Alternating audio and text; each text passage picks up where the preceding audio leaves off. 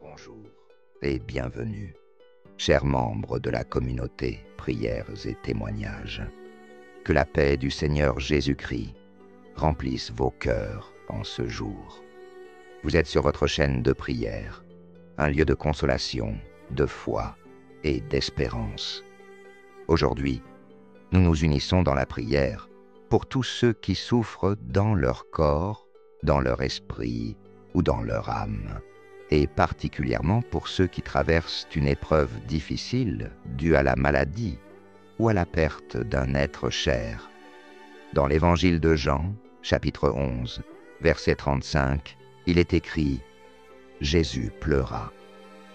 Ce court verset nous rappelle que notre Sauveur compatit à nos douleurs, qu'il partage nos larmes et qu'il n'est jamais indifférent à nos peines.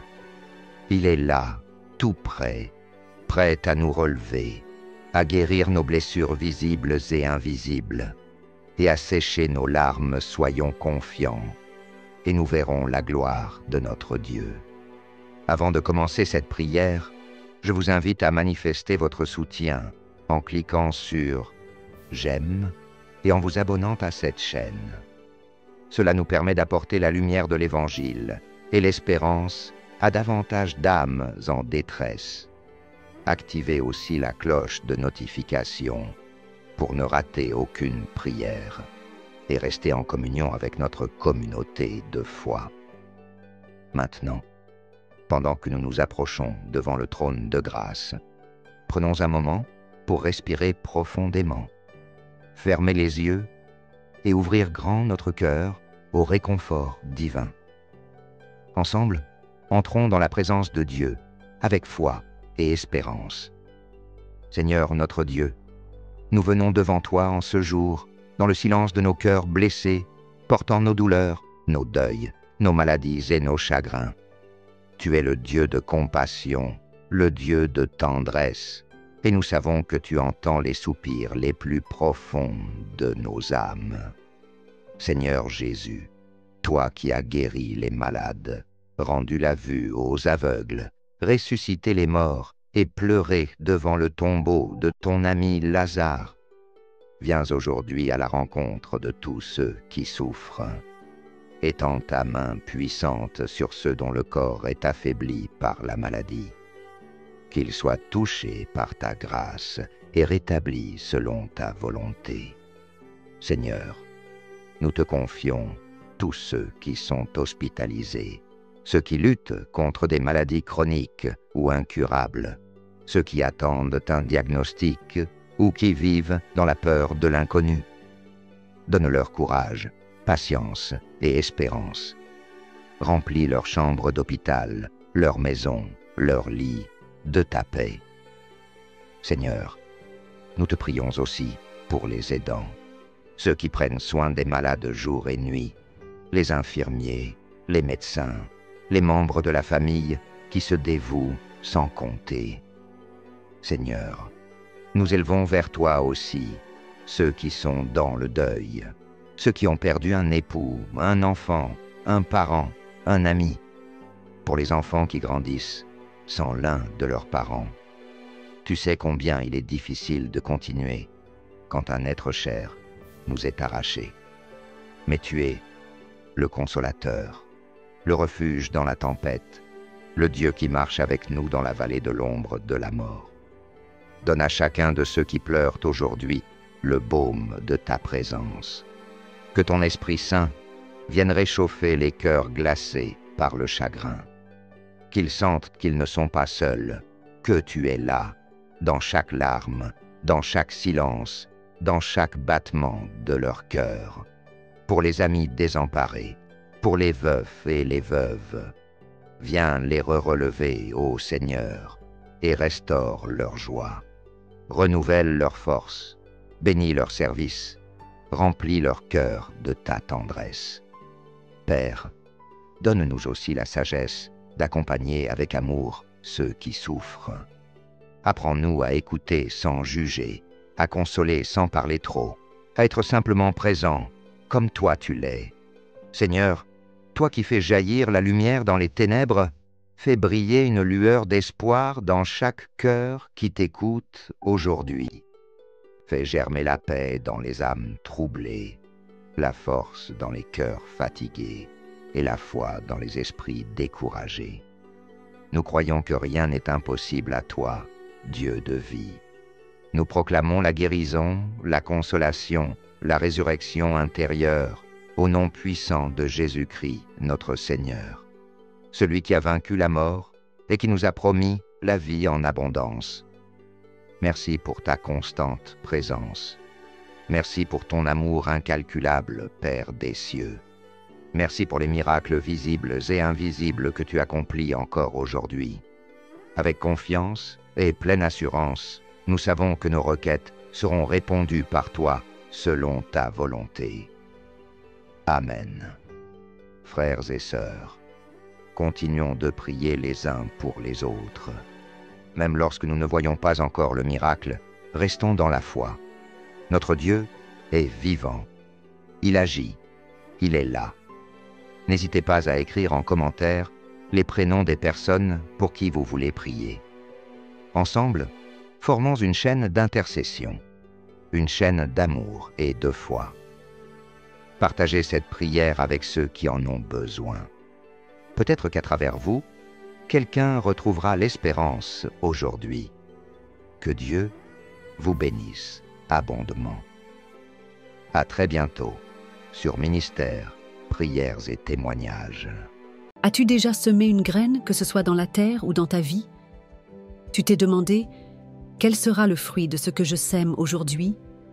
Imagine Jésus au bord du lac, entouré d'une foule immense, obligé de monter dans un bateau pour que tous l'entendent.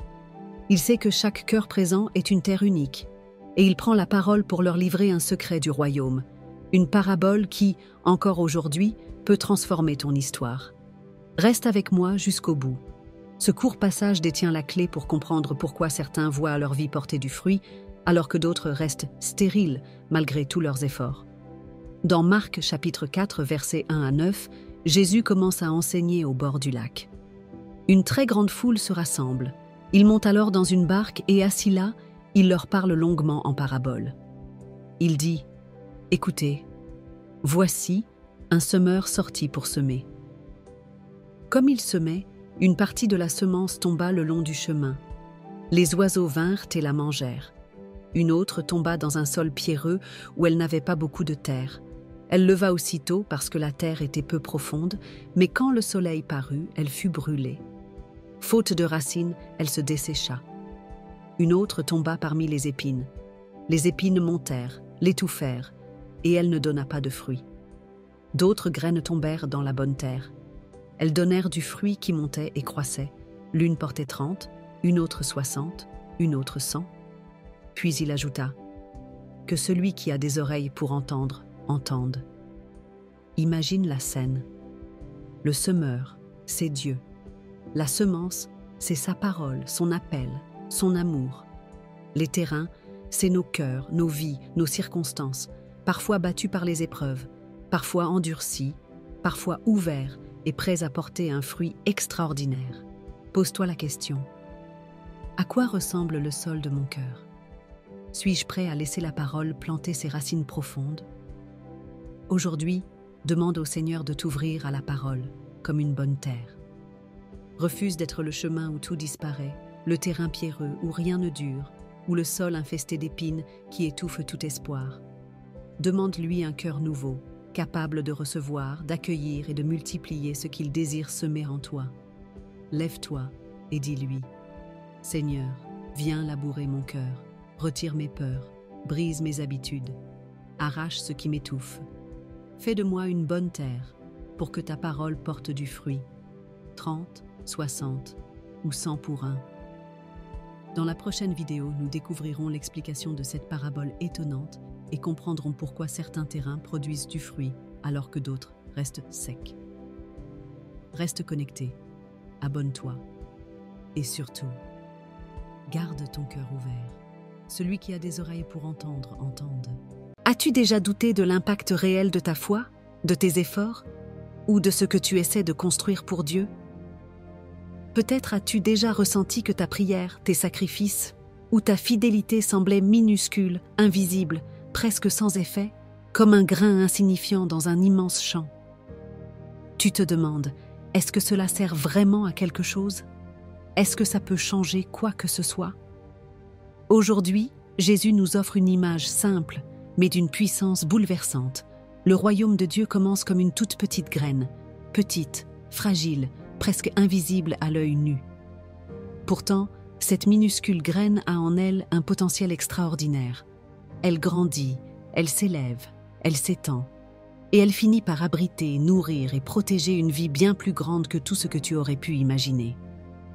Cette parabole est un message d'espoir pour toi.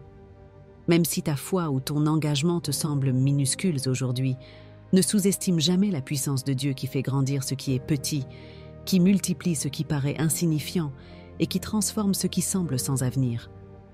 Reste avec moi, car ensemble nous allons découvrir que la grandeur ne naît jamais de la taille de la graine, mais de la puissance divine qui agit silencieusement dans l'ombre, jour et nuit, sans qu'on la voie toujours, mais avec l'assurance que la moisson viendra. Dans Marc 4, versets 30 à 32, Jésus dit « À quoi comparerons-nous le royaume de Dieu? Par quelle parabole pourrions-nous le présenter? Il ressemble à une graine de moutarde. Quand on la sème en terre, elle est la plus petite des semences du monde. Mais après qu'on l'a semée, elle monte et devient la plus grande de toutes les plantes du jardin. Elle pousse des branches si grandes que les oiseaux du ciel peuvent faire leurs nids à son ombre. Visualise une graine minuscule noire, de la taille d'une tête d'épingle. Au temps de Jésus, c'était l'exemple même de ce qui semble insignifiant. Pourtant, plantée en terre, elle devient un arbre immense, parfois jusqu'à 4 mètres, où même les oiseaux trouvent refuge. Ainsi, le royaume de Dieu peut commencer dans la discrétion et la faiblesse. Mais il finira par dépasser toutes tes attentes. Toi aussi, tu peux te sentir petit, inutile ou dépassé. Mais si Dieu dépose en toi sa parole, son appel, sa présence, laisse-la germer. Ce que tu commences dans le secret d'un cœur ouvert peut, avec le temps, devenir un abri et une force pour beaucoup. Prie aujourd'hui. Seigneur, même si ma foi ou mes débuts semblent minuscules, fais grandir en moi ton royaume. Que ma vie devienne un refuge et un signe de ta grandeur pour les autres. La graine de moutarde nous rappelle que Dieu aime commencer petit pour finir grand. Ne méprise jamais les débuts modestes dans ton histoire avec lui. C'est là que naît le miracle du royaume. Abonne-toi, partage et rappelle-toi, rien n'est trop petit pour Dieu, tout grandit sous sa main. Imagine-toi allongé sur un lit, impuissant, le regard tourné vers le plafond, condamné par la maladie ou une situation sans issue. Autour de toi, la foule avance, la vie continue, mais toi, tu te sens oublié, bloqué, invisible. Mais maintenant, imagine que des amis refusent d'accepter cette fatalité. Sans hésiter, ils brisent tous les obstacles, même un toit, parce qu'ils croient qu'un miracle t'attend de l'autre côté. Et si, aujourd'hui, Jésus voulait briser le plafond de tes impossibilités? Et si, en un instant, il pouvait changer ton histoire? Reste avec moi jusqu'à la fin, car la puissance du message de Marc chapitre 2 peut ouvrir une porte de guérison, de pardon et de renouveau dans ta vie, là où tout te semblait fermé. Dans Marc 2, Jésus est revenu à Capernaum. Rapidement, la rumeur se répand. Il est là. La maison se retrouve bondée. Dehors, dedans, il n'y a pas le moindre espace. C'est là qu'apparaissent 4 hommes, portant sur une civière un ami paralysé.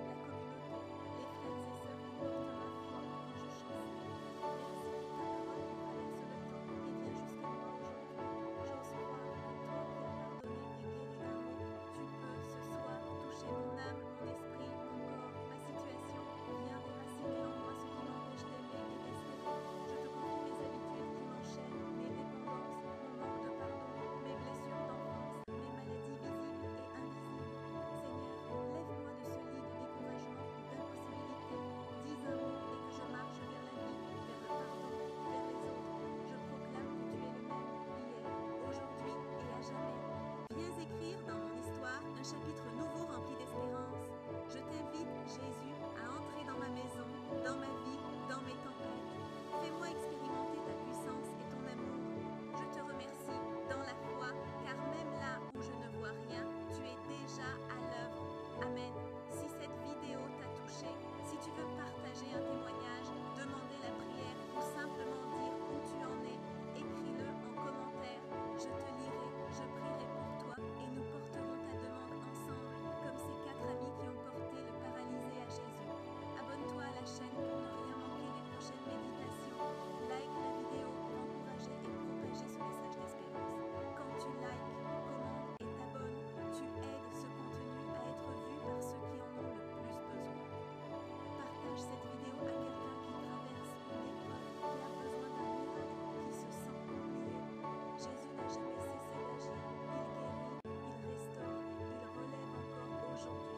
Retiens ceci, il suffit parfois d'un geste de foi, d'un pas fait pour un autre, ou simplement d'oser écrire une prière pour que tout commence à changer. Merci d'avoir pris ce moment avec moi. Reviens pour la suite de l'évangile de Marc. Ensemble, découvrons de nouveaux miracles, de nouveaux témoignages et avançons dans la lumière et la puissance de Jésus. À très bientôt. Bonsoir, chers frères et sœurs en Christ, membres précieux de notre grande famille spirituelle. Bienvenue sur votre chaîne bien-aimée, Ministère et prière et témoignages, votre refuge quotidien de paix, d'inspiration et de communion avec notre Seigneur Tout-Puissant. Ce soir, nous nous retrouvons une fois de plus, unis par la foi et portés par la grâce, pour une prière spéciale de protection divine, destinée à tous les spectateurs de cette chaîne bénie. Que vous soyez seul, dans votre chambre, entouré de vos proches, ou même dans un moment de silence au travail ou en déplacement, sachez que la main de Dieu n'est jamais loin. Il veille sur vous, il vous aime, il vous garde. Avant de commencer cette prière, je vous invite, comme toujours, à cliquer sur « J'aime » sous cette vidéo. Cela permet à cette prière d'atteindre davantage de personnes qui peut-être, en ce moment même, ont besoin d'une parole d'espérance et de lumière. Si c'est votre première fois ici, soyez chaleureusement accueillis dans notre communauté. Abonnez-vous et surtout, activez la cloche de notification pour ne jamais manquer une prière, une bénédiction ou un enseignement inspiré. Partagez également cette vidéo avec vos proches, vos amis, vos frères et sœurs dans la foi. Vous ne pouvez imaginer combien une simple prière peut transformer une vie. Maintenant, entrons dans la présence du Seigneur. Mettons nos cœurs en silence, fermons nos yeux et laissons le Saint-Esprit nous conduire dans une profonde prière de protection. Seigneur notre Dieu, notre Père céleste, notre Créateur et notre Sauveur, nous venons devant toi ce soir avec des cœurs ouverts et remplis d'adoration. Tu es le Dieu des armées, le Roi des rois, le Seigneur des seigneurs. Aucun autre n'est semblable à toi, ô Éternel. Tu es fidèle, même quand nous sommes infidèles. Tu es miséricordieux, même quand nous nous égarons. Tu es amour, lumière et vérité. Nous t'adorons, Seigneur, non seulement pour ce que tu fais, mais pour ce que tu es. Tu es notre rocher, notre refuge dans la tempête. Tu es celui qui essuie nos larmes, qui entend nos soupirs, qui connaît les fardeaux que nous portons, même quand nous les cachons aux yeux des hommes. Nous t'élèvons ce soir, ô Dieu vivant. Reçois notre louange comme un encens doux qui monte vers ton trône. Reçois l'honneur et la gloire, car tu les mérites. Merci Seigneur, pour cette journée que tu nous as donnée. Merci pour la vie, pour la santé, pour les bénédictions visibles et invisibles que tu as placées sur notre chemin. Même dans les moments de silence, tu travailles pour notre bien. Même dans les moments d'épreuve, tu restes fidèle. Merci pour ta parole qui nous éclaire et nous fortifie. Merci pour ton Fils Jésus-Christ, notre Sauveur et notre espérance vivante. Merci pour ton Esprit Saint qui nous console et nous dirige.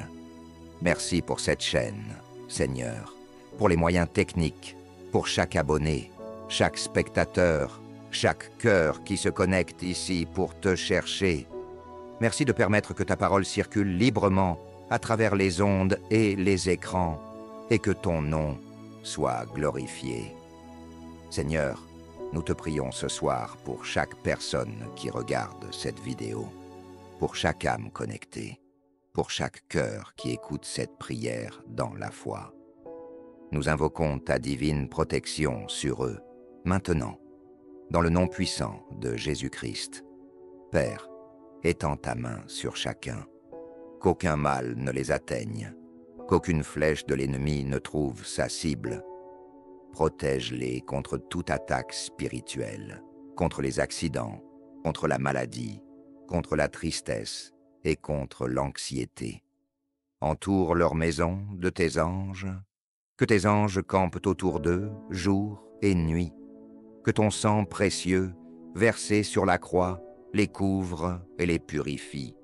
Que leur sommeil soit paisible, que leurs rêves soient protégés. Seigneur, nous te remettons leurs familles. Protège leurs enfants, leurs époux et épouses, leurs parents, leurs proches. Mets une muraille de feu autour d'eux. Que toute attaque de l'ennemi soit brisée au nom de Jésus. Seigneur, nous déclarons, aucune arme forgée contre eux ne prospérera.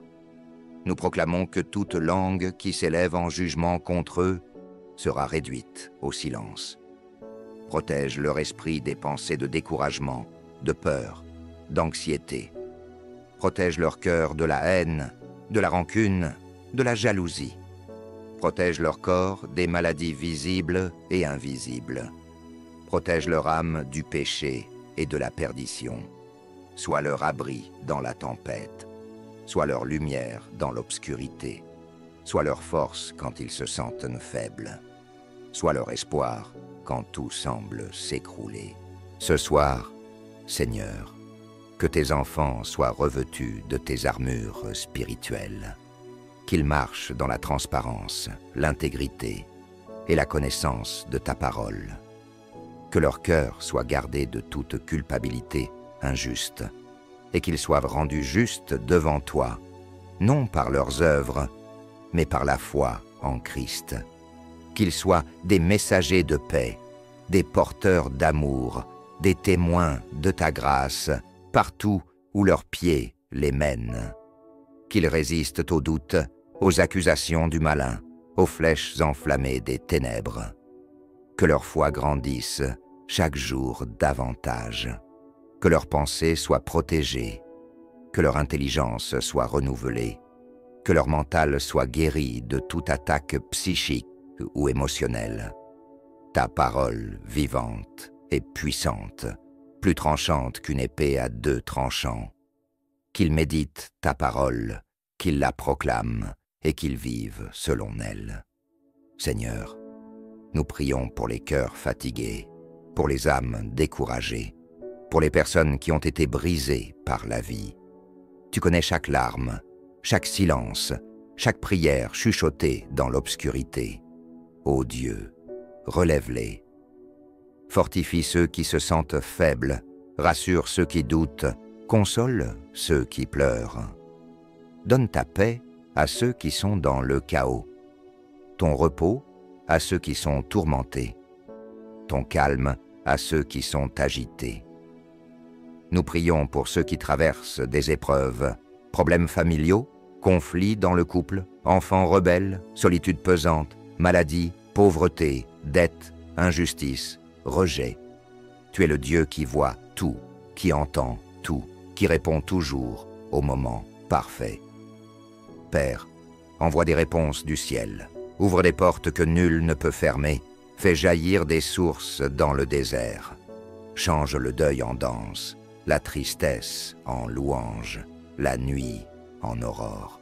Seigneur, nous te remettons les spectateurs les plus silencieux, ceux qui regardent sans commenter, sans parler, mais qui pleurent intérieurement. Tu les connais, tu les vois, tu les aimes. Touche-les ce soir au nom de Jésus. Rends-les sensibles à ta voix, qu'ils sachent qu'ils ne sont jamais seuls. Nous prions pour les nouveaux venus, ceux qui tombent pour la première fois sur cette prière, qu'ils ressentent ta présence, qu'ils soient enveloppés par ton amour, qu'ils soient visités là où ils sont. Nous prions aussi pour les habitués, fidèles à chaque vidéo, fidèles à chaque prière. Bénis-les abondamment. Accorde-leur une faveur particulière. Fais-leur voir que tu honores ceux qui t'honorent. Et enfin, Seigneur, nous prions pour ceux qui doutent, ceux qui se sentent loin de toi. Ne les rejette pas, Seigneur, attire-les doucement dans tes bras. Montre-leur ta tendresse, ta patience, ton cœur de Père. Psaume 91, versets 1 et 2 déclare: Celui qui demeure sous l'abri du Très-Haut repose à l'ombre du Tout-Puissant. Je dis à l'Éternel, mon refuge et ma forteresse, mon Dieu, en qui je me confie. Seigneur, nous déclarons ce passage comme une bannière sur tous ceux qui écoutent, qu'ils trouvent leur refuge en toi, qu'ils se sentent en sécurité sous ton aile, à l'abri de la tempête. Ésaïe 54, verset 17.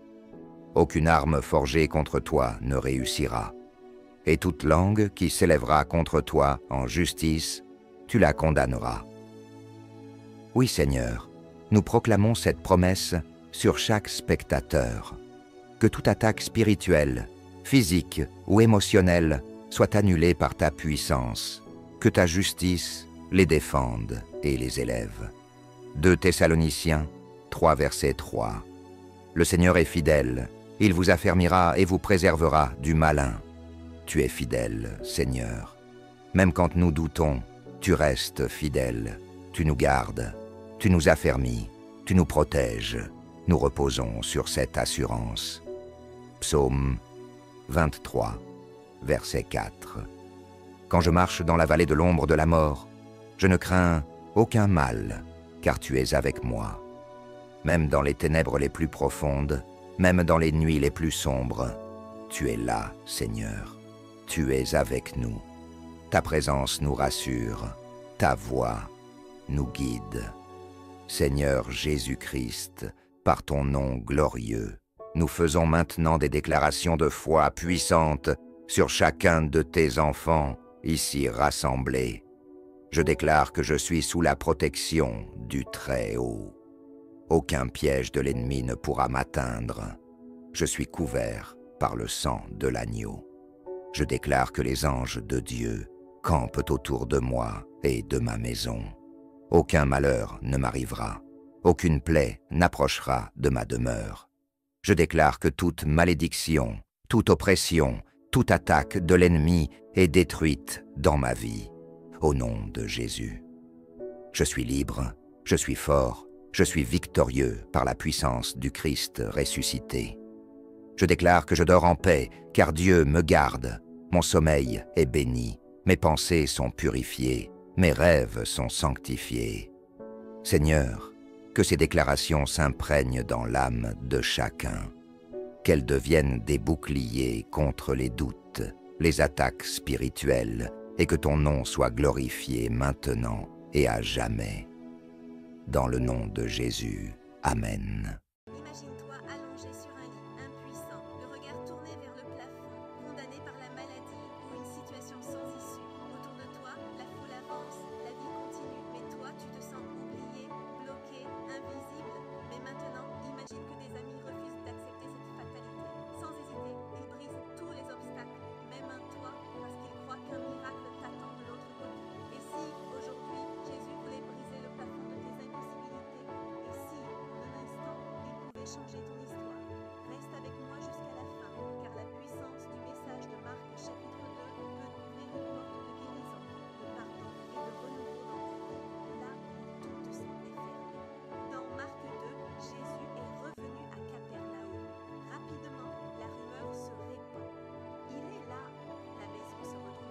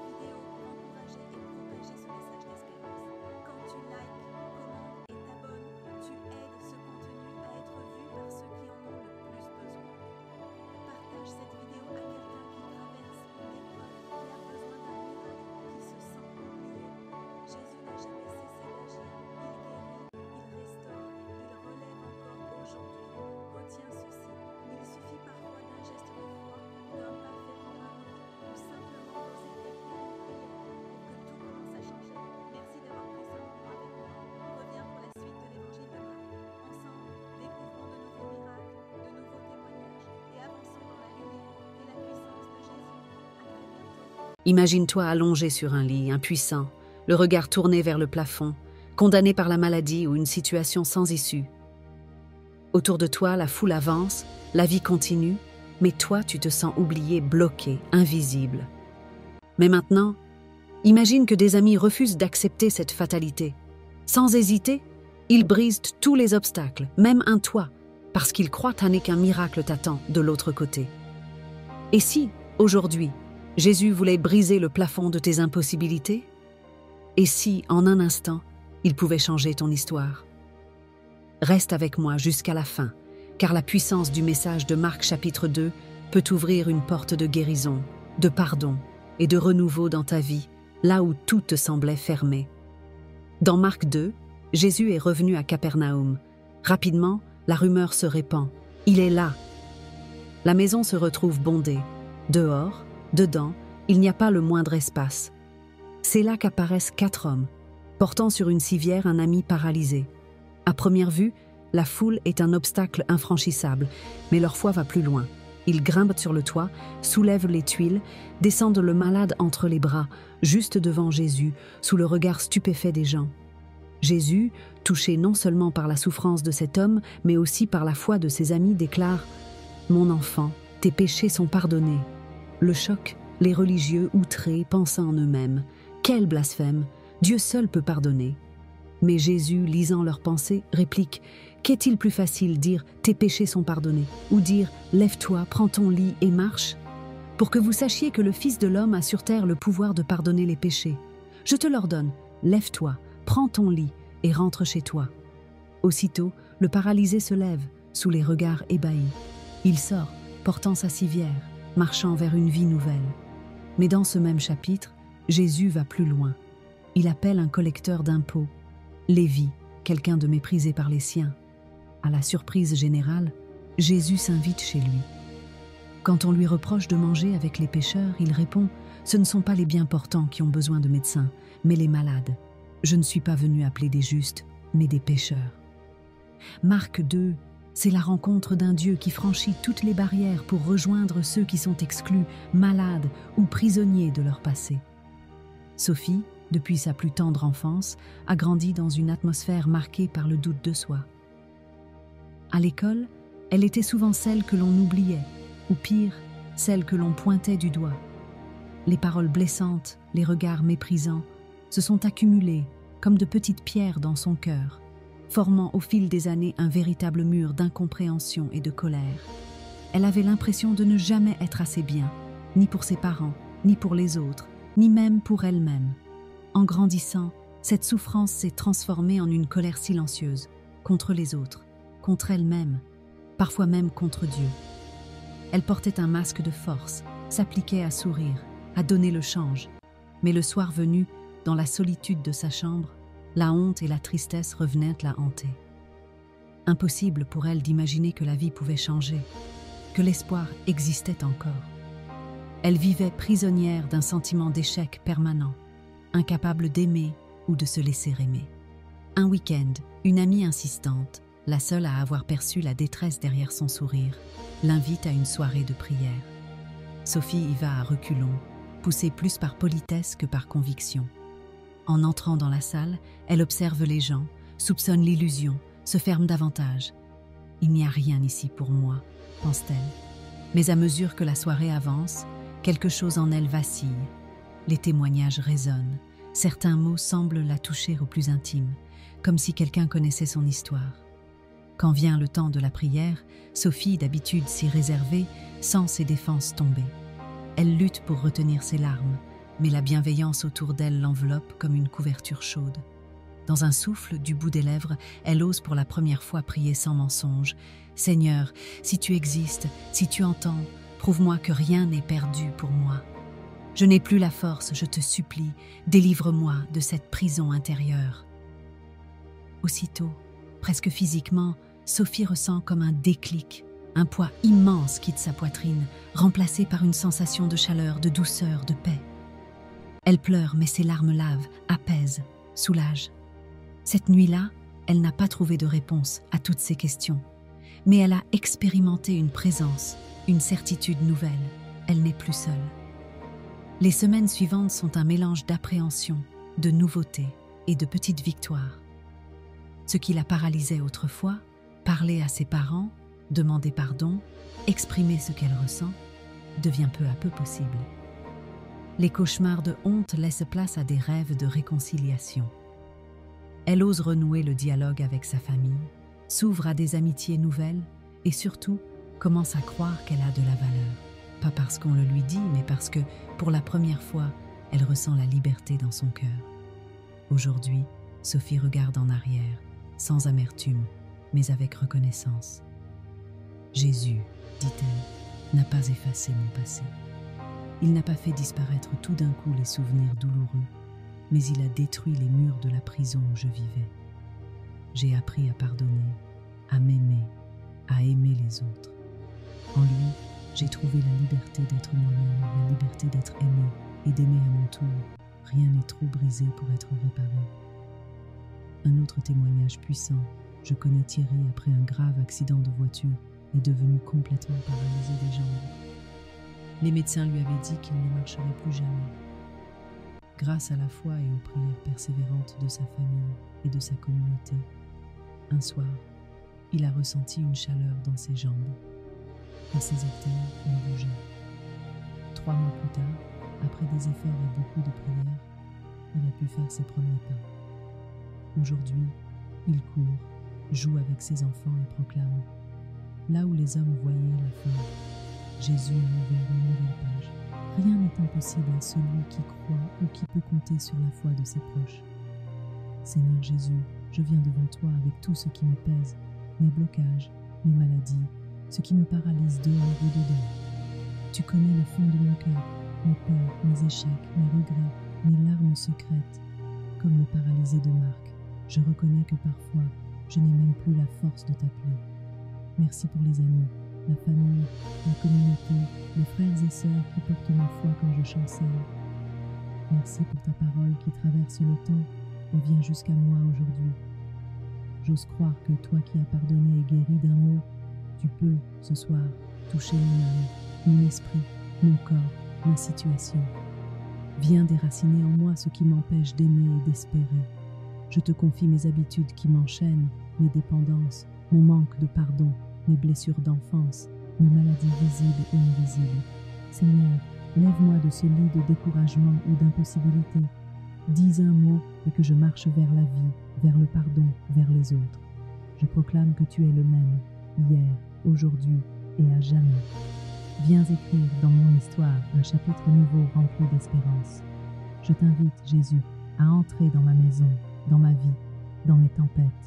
Fais-moi expérimenter ta puissance et ton amour. Je te remercie dans la foi, car même là où je ne vois rien, tu es déjà à l'œuvre. Amen. Si cette vidéo t'a touché, si tu veux partager un témoignage, demander la prière ou simplement dire où tu en es, écris-le en commentaire. Je te lirai, je prierai pour toi. Et nous porterons ta demande ensemble, comme ces 4 amis qui ont porté le paralysé à Jésus. Abonne-toi à la chaîne pour ne rien manquer des prochaines méditations. Like la vidéo pour encourager et propager ce message d'espérance. Quand tu likes, commandes et t'abonnes, tu aides ce contenu à être vu par ceux qui en ont le plus besoin. Partage cette vidéo à quelqu'un qui traverse une épreuve, qui a besoin d'un miracle, qui se sent oublié. Jésus n'a jamais cessé d'agir. Il guérit, il restaure, il relève encore aujourd'hui. Retiens ceci. Il suffit parfois d'un geste de foi, d'un pas fait pour un autre, ou simplement d'oser écrire une prière pour que tout commence à changer. Merci d'avoir pris ce moment avec moi. Reviens pour la suite de l'évangile de Marc. Ensemble, découvrons de nouveaux miracles, de nouveaux témoignages et avançons dans la lumière et la puissance de Jésus. À très bientôt. As-tu déjà ressenti ce vide après avoir passé des heures à faire défiler les réseaux sociaux? Cette sensation étrange d'être spectateur de ta propre vie pendant que tu observes les réussites, les voyages, les acquisitions des autres, tu te demandes pourquoi certains avancent si vite, alors que toi, tu sembles stagner, prisonnier du regard des autres et de la comparaison permanente. Mais laisse-moi te poser une question essentielle. Et si, aujourd'hui, tu décidais de reprendre le contrôle? Et si tu choisissais de devenir l'acteur principal de ton histoire au lieu de rester simple spectateur? Ce choix, il commence maintenant. Avant d'aller plus loin, je t'invite à t'abonner à la chaîne, à liker cette vidéo et à partager en commentaire ce qui t'empêche, toi, d'avancer. Ensemble, créons une communauté de personnes prêtes à se dépasser et à se soutenir dans leur transformation. Trop de gens passent leur vie à attendre la validation des autres, à espérer des encouragements avant même d'avoir fait le premier pas. Ils partagent leurs rêves avec des personnes qui ne peuvent pas les comprendre, puis s'étonnent de se sentir découragés. Mais la vérité, c'est que ton avenir ne dépend que d'une seule personne, toi. Aujourd'hui, je vais t'expliquer pourquoi il est vital de te concentrer sur toi-même, de garder le silence sur tes projets et d'avancer sans attendre l'approbation de qui que ce soit. Prends une grande inspiration, car ce message pourrait bien changer ta façon de voir la réussite. Pourquoi se concentrer sur soi? Trop de gens perdent un temps précieux à attendre l'approbation des autres avant d'agir. Ils hésitent, retiennent leur potentiel par peur du regard des autres. Ils veulent être rassurés, qu'on leur dise qu'ils sont sur la bonne voie. Mais la vérité, c'est que si vous attendez toujours la validation, vous n'avancerez jamais. Vous resterez bloqué à chercher un signe au lieu de le créer vous-même. La validation est un piège. Elle vous fait croire que votre réussite dépend du regard des autres. Elle vous fait penser que si les gens n'approuvent pas vos objectifs, alors ils ne valent peut-être pas la peine d'être poursuivis. Mais laissez-moi vous dire, vos rêves n'ont pas besoin d'autorisation. Vous n'avez pas besoin d'applaudissements pour commencer. Les personnes les plus accomplies n'avaient pas une foule pour les encourager au début. Elles n'ont pas attendu qu'on leur dise « Vas-y, c'est une bonne idée ». Elles ont avancé parce qu'elles croyaient en elles, même quand personne d'autre n'y croyait. Le problème aujourd'hui, c'est que beaucoup sont devenus dépendants de l'opinion extérieure. Vous postez vos projets sur les réseaux, attendant des likes et des commentaires pour vous rassurer. Vous demandez l'avis de vos amis, de votre famille, parfois même d'inconnus. Et si leur réaction n'est pas enthousiaste, vous commencez à douter de vous, à vous demander si vous êtes assez bon, assez intelligent, assez capable. Très vite, vous vous persuadez d'abandonner quelque chose qui était fait pour vous, simplement parce que d'autres n'ont pas vu votre vision. Mais ce n'est pas leur vision. C'est la vôtre. Tout le monde ne comprendra pas votre chemin. Certains douteront de vous, car ils ne peuvent pas s'imaginer faire ce que vous essayez de faire. D'autres projettent leur propre peur sur vous. Ils vous diront que c'est trop risqué, trop difficile, que la plupart échouent. Si vous n'y prenez pas garde, leurs peurs deviendront les vôtres. Leur opinion ne détermine pas votre succès. Les décisions les plus puissantes de votre vie seront celles que vous prendrez seul. Quand vous arrêtez de chercher l'approbation, vous vous libérez. Vous arrêtez d'agir selon ce qui a du sens pour les autres et commencez à faire ce qui a du sens pour vous. L'une des plus grandes erreurs, c'est de trop parler de ce qu'on va faire au lieu d'agir. Beaucoup annoncent chaque étape à leurs amis, leurs familles, leurs collègues, parfois même à des inconnus, espérant recevoir encouragement et reconnaissance avant même d'avoir accompli quoi que ce soit. Mais parler trop tôt tue l'élan avant même qu'il ne commence. Plus vous parlez, plus vous invitez d'opinions, et toutes ne sont pas bonnes. Dès que vous partagez vos projets, certains vont douter, d'autres vont projeter leur peur sur vous, et vous finirez par hésiter, passant plus de temps à vous justifier qu'à agir. Les voix extérieures brouillent votre vision, et ce qui semblait une bonne idée devient soudain impossible. Le silence est une force. Quand vous avancez en silence, vous protégez votre énergie, vous gardez votre concentration. Vous ne perdez pas de temps à défendre vos rêves ou à convaincre les autres de croire en vous. Au lieu de parler, vous agissez. Au lieu d'expliquer, vous exécutez. C'est la différence entre ceux qui réussissent et ceux qui restent bloqués. Les personnes qui réussissent laissent leurs résultats parler pour eux. Autre raison de rester discret. Tout le monde ne veut pas vous voir réussir. Certains sourient devant vous, mais espèrent secrètement votre échec. D'autres prétendent vous soutenir, mais se sentent mal à l'aise quand vous progressez. Ils voient votre évolution comme un rappel de ce qu'ils ne font pas eux-mêmes. Au lieu de vous applaudir, ils cherchent à semer le doute dans votre esprit. Tu es sûr de vouloir faire ça? Ça me semble risqué. Mais, en avançant en silence, vous leur retirez ce pouvoir. Ils ne peuvent pas vous décourager s'ils ne savent pas ce que vous faites. Les gens confondent souvent mouvement et progrès. Parler de quelque chose ne signifie pas avancer. Le vrai progrès vient de l'action, pas des discussions. Les personnes à succès n'annoncent pas leur prochain mouvement, elles agissent. Elles ne perdent pas de temps à se justifier auprès de ceux qui n'ont pas d'importance. Elles baissent la tête et travaillent. Un plan non abouti est fragile. Exposé trop tôt, il peut être détruit par le doute, la négativité, les avis inutiles. Protégez-le, faites-le grandir en silence, donnez-lui le temps de se renforcer avant de le montrer au monde. La discipline est la base de tout ce que vous voulez accomplir. Ce n'est pas la motivation, ni le talent, ni la chance. C'est la discipline qui sépare ceux qui réussissent de ceux qui échouent. La motivation est instable. Certains jours, vous êtes inspiré, d'autres non. Si vous n'agissez que quand vous en avez envie, vous n'atteindrez jamais votre plein potentiel. La discipline, c'est faire ce qui doit être fait, même quand vous n'en avez pas envie. Beaucoup n'atteignent jamais leurs objectifs parce qu'ils attendent de se sentir prêts, de trouver le bon moment, d'avoir plus d'énergie. Les personnes à succès ne fonctionnent pas ainsi. Elles n'attendent pas le moment parfait. Elles ne comptent pas sur l'inspiration du matin. Elles savent que la réussite repose sur des habitudes, sur la constance, jour après jour.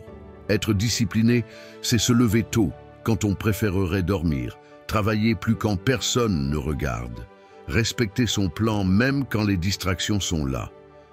La discipline, ce n'est pas une punition, c'est une liberté. Elle vous donne le contrôle de votre avenir, de vos choix. Sans discipline, vous devenez esclave de la procrastination, de la paresse, de l'inconstance. Les personnes disciplinées n'ont pas besoin qu'on les motive, elles se motivent elles-mêmes.